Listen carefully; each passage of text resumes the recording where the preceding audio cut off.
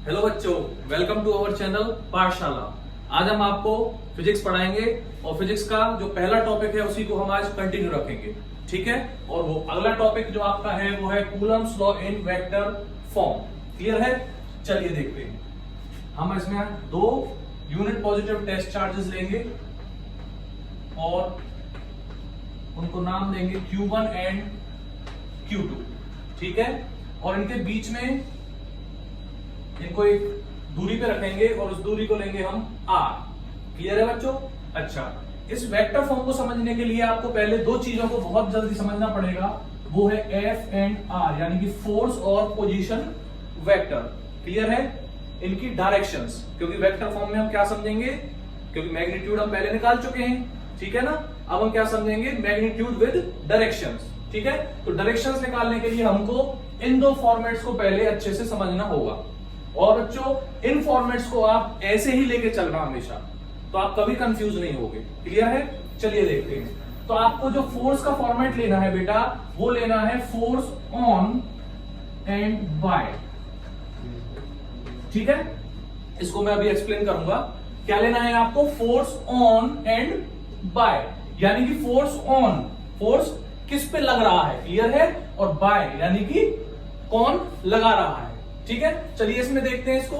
तो हम अगर बोले कि फोर्स Q2 पे लग रहा है और कौन लगा रहा है, Q1 लगा रहा है, क्लियर है। तो हम क्या लिखेंगे, फोर्स ऑन 2 बाय 1, और इसको वेक्टर फॉर्म में रिप्रेजेंट कर देंगे, ठीक है बच्चों। अच्छा, इधर अगर हम आते हैं, हम Q1 की बात करते हैं, तो force on Q1 bye Q2, और इसको हम वेक्टर फॉर्म में रिप्रेजेंट कर देते हैं। क्लियर है? चलिए नेक्स्ट देखते हैं हम पोजीशन वेक्टर। पोजीशन वेक्टर को भी हम सेम ऐसे ही रिप्रेजेंट करेंगे। उसका क्या तरीका है बच्चों, R towards and from, R towards and from, यानी कि R पोजीशन वेक्टर किसकी तरफ है, टूवर्ड्स, और कहां से है, फ्रॉम। क्लियर है? अगर हम F21 की बात करेंगे बच्चों, तो हम पोजीशन वेक्टर क्या लेंगे, R towards Q2 from Q1, ठीक है बच्चों। और अगर हम F12 की बात करेंगे तो हम क्या लेंगे, R टूवर्ड्स 1 फ्रॉम 2। ये क्लियर है सबको? ये बहुत ही बेसिक चीज है, और ये जो फॉर्मेट है ये आपको हमेशा याद रखना है, और इसी फॉर्मेट में आपको पूरा वेक्टर फॉर्म समझना है। आप कभी भी कंफ्यूज नहीं होगे। क्लियर है? चलिए आगे चलते हैं। तो सबसे पहले हम निकालेंगे F21 वेक्टर, यानी कि ये यूनिट पॉजिटिव टेस्ट चार्जेस हैं, तो ये दोनों चार्ज कैसे हैं, पॉजिटिव चार्ज हैं। और एक चीज आपको हमेशा ध्यान रखनी है बच्चों, कि जो फोर्स एक्ट करती है, जो कूलम्स फोर्स एक्ट करती है, वो along the line joining the two charges act करती है हमेशा। कैसे करती है? Along the line joining the two charges. ये चीज आपको पॉइंट ही हमेशा दिमाग में रखना है। चलिए, तो हम सबसे पहले निकालेंगे F21 वेक्टर, यानी कि Coulomb's force in vector form. तो 21 का मतलब क्या है, यहां पे 2 क्या है, ऑन, और 1 क्या है, बाय, यानी कि फोर्स किस पे, 2 पे निकालना है हमें, किसकी वजह से, 1 की वजह से, ठीक है। तो फॉर्मूला आपको पता है सबको, क्या होता है, 1/4 pi epsilon Q1 Q2 upon. अब आपको पोजीशन वेक्टर जो लेना है बेटा, वो कौन सा पोजीशन वेक्टर लेना है, 21 वाला। ये चीज आप हमेशा ध्यान रखना, ठीक है। तो हम क्या लेंगे, R21 वेक्टर और इसका मॉड्यूलस का स्क्वायर, ठीक है। और आगे हम, ये तो हमारा क्या हो गया, मैग्नीट्यूड हो गया, ठीक है बच्चों। अब हम इसमें क्या ऐड करेंगे, डायरेक्शन भी ऐड करना है हमें, क्योंकि हम वेक्टर फॉर्म ले रहे हैं। तो डायरेक्शन इसकी क्या होगी, R21 कैप, ठीक है। ये आपने 11th में बहुत अच्छे से पढ़ा होगा वेक्टर फॉर्म।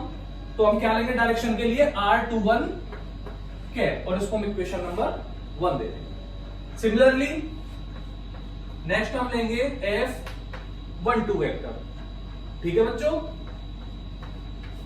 फॉर्मूला उतारेंगे हम 1/4 pi epsilon not Q1 Q2 upon R12 vector और इसका मॉड्यूलस का होल स्क्वायर। ये मॉड्यूलस का होल स्क्वायर क्यों ले रहे हैं? क्योंकि हम सिर्फ क्या ले रहे हैं? मैग्नीट्यूड ले रहे हैं। और हम अगर वेक्टर में मैग्नीट्यूड लगा देते हैं तो क्या रह जाता है? सिर्फ उसका मैग्नीट्यूड रह जाता है, उसके डायरेक्शन जो है वो खत्म हो जाती है।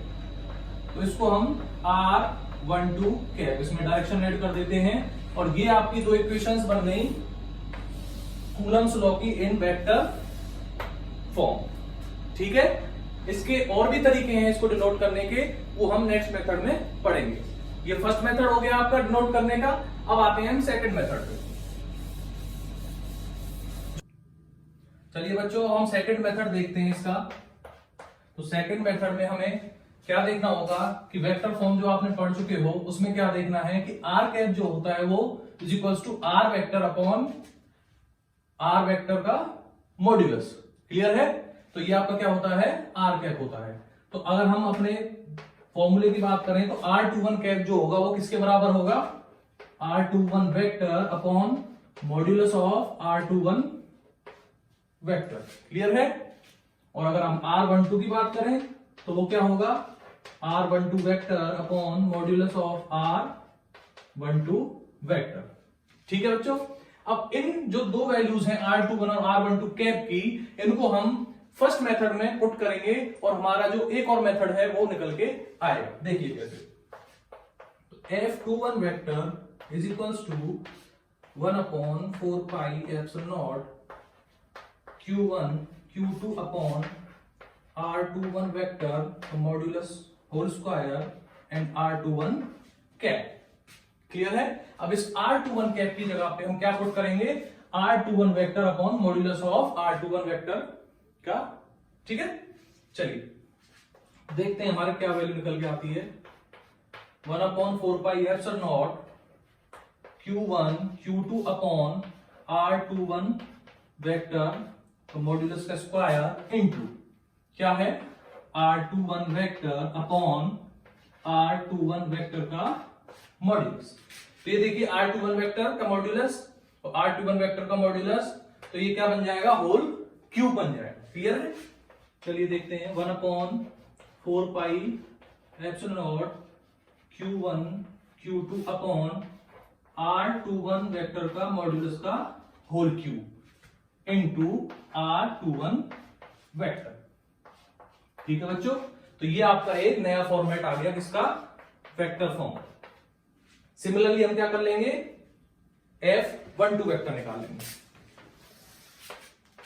F12 vector is equals to 1/4 pi epsilon not Q1 Q2 upon R12 vector modulus का whole cube into R12 vector. तो ये जो दो इक्वेशंस हैं ये आपको सेकंड मेथड से इक्वेशंस मिल गई किसकी? Vector form of Coulomb's law. ठीक है बच्चों, चलिए अब जो थर्ड मेथड है बेटा, थर्ड मेथड जो हम करेंगे वो हम करेंगे Coulomb's law in vector form in any coordinate system. क्या करेंगे? वेक्टर फॉर्म निकालेंगे हम कूलम्स लॉ की, लेकिन वो किसमें निकालेंगे? किसी भी कोऑर्डिनेट सिस्टम में। कब? जबकि उसकी पोजीशन वेक्टर्स हमें गिवन होंगे। ठीक है, तो चलिए कोऑर्डिनेट बना लेते हैं। ये थर्ड मेथड है। ठीक है, कोऑर्डिनेट बना लेते हैं और कोऑर्डिनेट बनाने के बाद हम एक charge unit positive test charge ले लेते हैं Q1, एक यूनिट पॉजिटिव टेस्ट चार्ज ले लेते हैं Q2। ठीक है, इसका पोजीशन वेक्टर ले लेते हैं R1 और इसका पोजीशन वेक्टर ले लेते हैं R2। ठीक है बच्चों, चलिए अब हमें क्या करना है? सबसे मेन जो स्टेप है हमारा, we have to join the two charges. क्यों? क्योंकि फोर्स जो है वो कब एक्ट करती है? Along the line joining the two charges. Clear है? अच्छा, ये भी पॉजिटिव है और ये भी पॉजिटिव है, तो इनका एक दूसरे पे क्या इफेक्ट रहेगा बेटा? ये एक दूसरे को क्या करेंगे? रिपेल करेंगे। क्लियर है? चलिए अब हम इनकी फोर्स की डायरेक्शन निकाल लेते हैं। तो अगर मैं इस पॉइंट की बात करूं तो अलोंग द लाइन जॉइनिंग ये इधर वर्क करेगी, क्योंकि ये क्या है, रिपेल कर रहे हैं एक दूसरे को। ठीक है, तो अब मैं इस फोर्स की वैल्यू निकालूंगा, तो आपको फिर से कोई चीज याद रखनी है, ऑन एंड बाय। ठीक है, तो ऑन किस पे फोर्स एक्ट कर रही है, 2, बाय 1, ये हमारी डायरेक्शन आ गई इसकी F21 की। सिमिलरली हमें इधर डायरेक्शन निकालनी है, F1 एंड 2। ठीक है बच्चों, चलिए अब हम एक चीज देखेंगे यहां पे,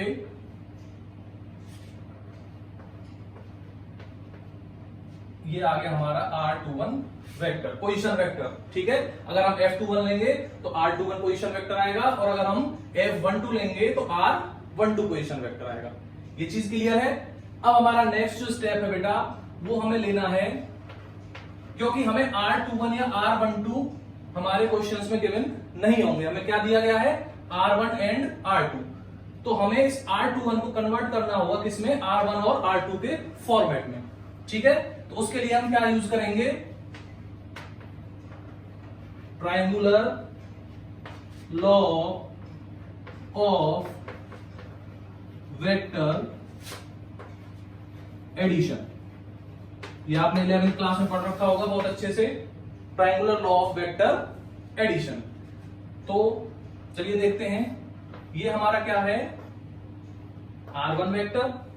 ठीक है बच्चों, ये क्या है, R21 वेक्टर, और ये जो इसको एनक्लोज कर रहा है थर्ड साइड ऑफ ट्रायंगल, ये रिजल्टेंट होता है, तो ये क्या है, R2 वेक्टर। तो अकॉर्डिंग टू ट्रायंगुलर लॉ हम इसमें से क्या इक्वेशन निकाल सकते हैं, that R1 vector plus R21 vector is equals to R2 vector. ठीक है बच्चों, नेक्स्ट स्टेप में अगर हम R21 के फॉर्मेट में बात करें तो R21 वेक्टर क्या हो जाएगा, R2 vector minus R1 vector. किसके फॉर्मेट में आ गया ये, R2 और R1 के फॉर्मेट में हमें वैल्यू मिल गई, जो कि हमें चाहिए थी, क्योंकि हमारे पास गिवन क्या था बच्चों, Q1 था, Q2 था, R1 था और R2। ठीक है, तो हमें इस फॉर्मेट में हमारा जो फॉर्मूला है वो निकालना था, तो अब ये फॉर्मूला इस फॉर्मेट में आ जाएगा। सिमिलरली R12 की अगर हम बात करें तो R12 की वैल्यू क्या आ जाएगी, R1 vector minus R2 vector. ठीक है बच्चों, अब हम इसका फॉर्मूला निकाल लेते हैं। फॉर्मूला क्या होगा, F21 vector is equals to 1/4 pi epsilon not, पहले जनरल फॉर्मूला निकाल लेते हैं हम, Q1 Q2 upon modulus of R21 vector whole cube R21 vector. ठीक है बच्चों, अब हम इसमें R21 की वेक्टर की जगह पे क्या पुट कर देंगे, R2 माइनस R1 वेक्टर।